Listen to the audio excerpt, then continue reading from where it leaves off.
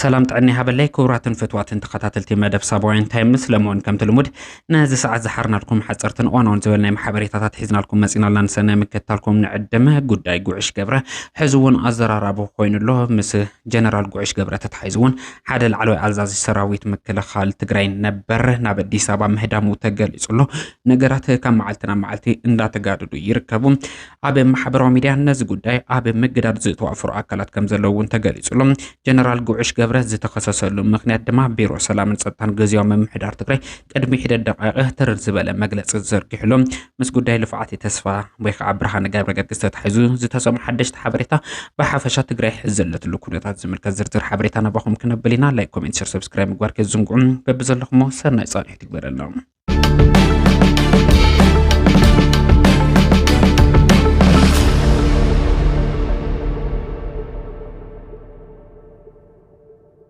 جنرال قوعش قبره بيت حسات حق تطرطيرو ابيت حت قيد مئتاو زفلت انتخون مز قداي تتحيزو اب محبرو ميديا انصار مريحنا تግራይ ሰፊሕ ወፍርታት እንዳተኻየደ ይርከብ አዛዚ አርሚ 15 ዝኾነ ጀነራል ጉዕሽ ገብረ ተማሊ አቤት ሕት ቀይድ ምእታው ዝፍለጥ እንትኸውን ነዚ ሲዒቡ ድማ ቢሮ ሰላምን ጸጥታን ገዚያው መምሕዳር ትግራይ ሰፍሕ ዝበለ መግለጽ ዘርጊሕ ነይሩ ዘተፈላለዩ ጥሕሰት ፈጺሞም ዝበሎም አካላት አቤት ሕት ቁጥጥር ምእታው ዝጀመረ ቢሮ ሰላምን ጸጥታን ትግራይ ነዚ ተግባራውን ምግባራው ዝግበር መንቀሳቀስ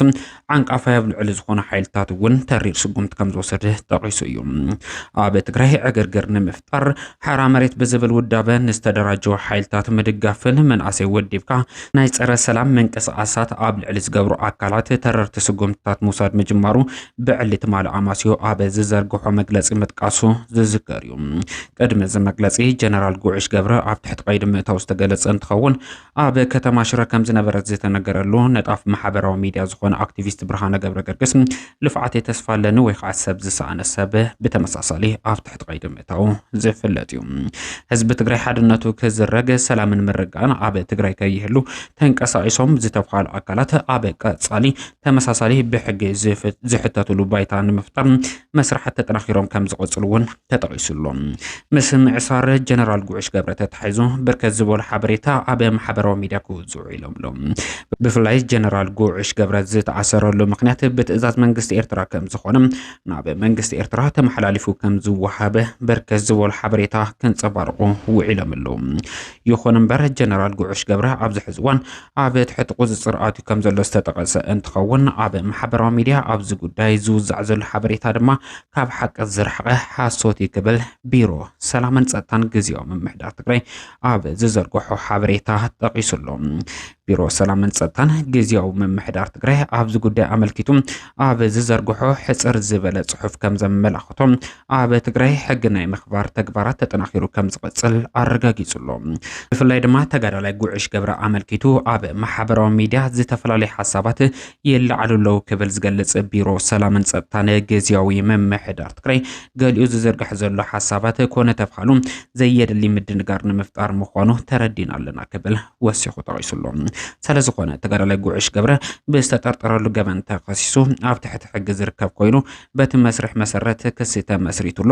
ጉዳዩ እናተኸታተለ ዝርከብ ምዃኑ نفلت قبل بيرو سلامن ጸጥታን ግዚያው መምሕዳር ትግራይ ሎማዓንቲ 10 ጥሪ 2015 ዓመተ ምህረት በአቆጻጸር ገዝ አብ ዘርግሖ ሕጽር ዝበለ መግለጽ ጠቂሱሎም ጉዳይ ብርሃነ ገብረ ገርግስ ውን መዝ ጉዳይ ዝተሓዝ ምዃኑ ዝተጠቀሰ እንትኸውን ብርሃነ ገብረ ገርግስ ብዝተፈላለዩ ክስታት ኣብ ትሕቲ ቀይዳቱ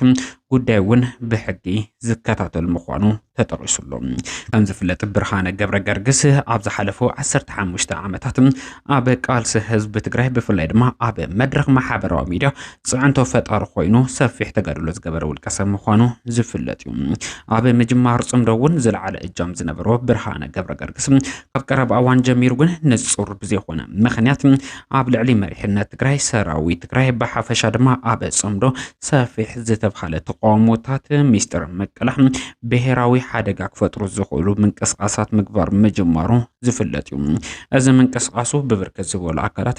መጠንቀቅታ ዝመስል መልእክቲ ዋላ እኳ ተቀረበሉ ብርሃነ ገብረ ገርግስ ንዝቀርበሉ መጠንቀቅታ ምክረ ሓሳባት ዕሽሽ ብምባል ኣብ ማሕበራዊ ሚድያ ሰፊሕ ዝተብሃለ ወፍሪ ከካይደ ተራእዩ በዚ መንጽር ይመስል ብርሃነ ገብረ ገርግስ ኣብ ትሕቲ ጽላል ሕጊ ኮይኑ ዝፈጸመ ጥፍኣት ንኽምርመር ኣብ ትሕቲ ቀይዲ ምእታው ዝተገለጸ ይኹን እምበር ምእሳር ብርሃነ ገብረ ገርግስ ኮነ ጀነራል ጉዕሽ ገብረ ኣመልኪቱ ብርክት ዝበሉ ተቃውሞታት ዝንጸባረቑ ዘለዉ እንትኾኑ ነበር ፕሬዝዳንት ግዚያዊ ምምሕዳር ትግራይ ኣይተ ጌታቸው ረዳ እውን ኣብዚ ጉዳይ ኣብ መድረኽ ማሕበራዊ ሚድያ ቀልቀል ብምባል ንመሪሕነት ትግራይን ንኣመራርሓ ሰራዊት ትግራይ ብትሪ ክንቅፍን ከናሽውን ተራእዩሎም ኣይተ ጌታቸው ረዳ ኣብ ዝዘርግሖ ሓበሬታ ጀነራል ጉዕሽ ገብረ ኣብ ዝተፈላለዩ መድረኻት ቃልሲ ንዘርአዮም ውፍይነትን ተጋድሎን ከዘኻኽር ፈቲኑ እዩ እዚ ኩሉ ተጋድሎታት ግን ጉዕሽ ገብረ ገበን ንኽፈጽም በር ዝኸፍት ምዃኑ ግን ኣይተ ጌታቸው ረዳ ክጠቅስ ኣይተራእየን ዝኾነ ይኹን ኣካል ቅድሚ ሕዚ ዝፈጸሞም ጀግንነት ኮኑ ተጋድሎ ካብ ሓሊፉ እውን መስዋዕት ነቲ ናይ ሕዚ ዝፍጽሞም ገበናት መዋጽኦ ክኾኑ ከም ዘይኽእል ኣይተ ጌታቸው ረዳ ዝዘንግዑ ኣይመስልን የግዳስ ኣብ ትግራይ ካሊእ ፖለቲካዊ ቅልውላውን ዕግርግር ንምፍጣር ነዚ ኣጋጣሚ ተጠቒምካ ድማ ሰላምን ምርጋዕን ትግራይ ንምዝራግ ዝግበር ምንቅስቃስ ብዝኾነ ይኹን መንጽር ተቐባልነት ከም ዘይብሉ ተጠቒሱሎም እዚ ከምዚ ኢሉ እንዳሃለወ ብገበን ጀነራል ጉዕሽ ገብረ ብተመሳሳሊ ክኽሰስን ኣብ ትሕቲ ቀይዲ ክኣቱ ከም ዝኽእል ክግመት ዝጸንሐ ጀነራል ገብረ ዮሐንስ ኣባተ ወዲ ኣባተ ናብ ኣዲስ ኣበባ ከም ዘምርሐ ብርክት ዝበሉ ሓበሬታ እንዳመላኸቱ ይርከቡ ኣብ ዝሓለፈ ዓመት 15 ጥሪ 2017 ዓመተ ምህረት ብኣቆጻጽር ገዝ ኣዘዝቲ ሰራዊት ምክልኻል ትግራይ ማለት እውን ልዕሊ ኮር ዝኾኑ ኣዘዝቲ ሰራዊት ምክልኻል ትግራይ ኣብ ትግራይ ብዝተፈጠረ ፖለቲካዊ ቅልውላው ኣብ ልዕሊ ህዝቢ ኣንጸላሊ ዘሎ ናይ ህልውና ሓደጋ ንምምካት ዝኽእል ወሳኒ ዝተብሃለ ውሳነ ዘመሓላልፉ እንትኾኑ ነዚ ውሳነ እዚ ተቃዊሞም ካብ ዝተብሃሉ ላዕሎት ኣዘዝቲ ሰራዊት ምክልኻል ትግራይ ነበር ዝኾነ ጀነራል ገብረ ዮሐንስ ኣባተ ወዲ ኣባተ ሎሚ ናብ ኣዲስ ኣበባ ምእታው ዝተገለጸ ኣብቲ እዋን ንውሳነ ላዕሎት ኣዘዝቲ ሰራዊት ምክልኻል ትግራይ ካብ ዝተቃወሙ ጀነራል ጉዕሽ ገብረ ጀነራል ወደን ጥሩን ጀነራል ገብረ ዮሐንስ ወዲ ኣባተ እቶም ቀንዲ ምዃኖም ዝፍለጥ እንትኸውን ጀነራል ወደን ጥሩ ሓራ መሬት ብዝብል ንዝተወደበ ሓይሊ ምስ ፌደራል መንግስቲ ወዲቡ ኣብ ምንቅስቃስ ዝርከብ ፀረ ህዝቢ ዝኾነ ኣመራርሓ ዝህብ ዘሎ ውልቀ ሰብ ምዃኑ ዝፍለጥ እዩ ጀነራል ጉዕሽ ገብረ እውን ሓራ መሬት ተባሂሉ ዝፍለጥ ሓይሊ ሚስጥራዊ ርክብ ብምግባር ኣብ ውሽጢ ዝርከቡ ሰራዊት ከከፋፈሉ ክበታተኑ ካብ ምግባር ሓሊፉ ሰላምን ምርጋዕን ኣብ ትግራይ ንምዝራግ ዓሊሙ መንእሰያት ይውድብሎ ዝብል ክስታት ከም ዝቀረበሉ ዝፍለጥ እዩ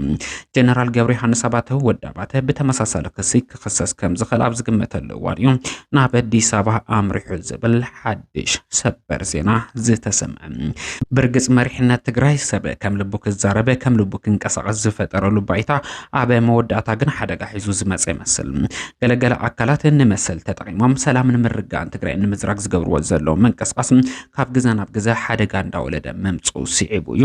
መሪሕነት ትግራይ ብፍላይ ድማ ቢሮ ሰላምን ጸጥታን ግዚያዊ ምምሕዳር ትግራይ ተሪር ዝተብሃለ ስጉምትታት ምውሳድ ዝጀመረ